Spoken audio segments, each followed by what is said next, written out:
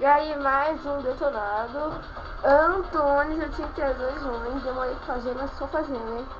Vamos com Blizz Ray, sempre fazendo no mesmo lugar, como que jogos. Então vamos Star Game, essa única cidade, e dessa vez não pode nem fazer uma desatualização, né? Nada. Esse jogo eu achei interessante, digamos, porque é meio inteligente. Vamos começar aqui, ó. Começa virando, né?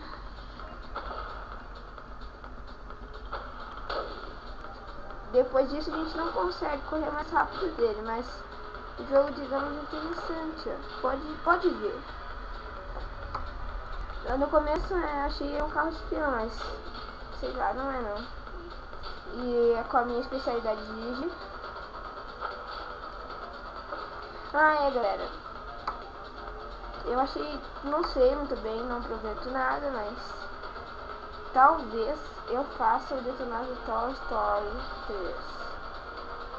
Queria deixar de PlayStation 2, mas não achei.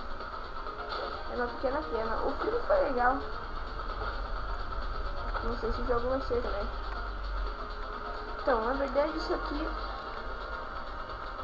foi um vídeo de comentário, porque eu gostei. Desculpa se alguém, se o resto do mundo acha isso, né? Como dizem, ninguém é filho de ninguém. Então falou, entre no meu canal, comenta se for ruim ou se for ruim. E é isso. Canal do Antônio, 05021. Encerrando.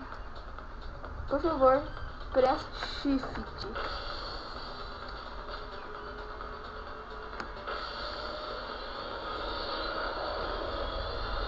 Isso quer dizer que vou colocar turbo. Valeu, tchau, tchau.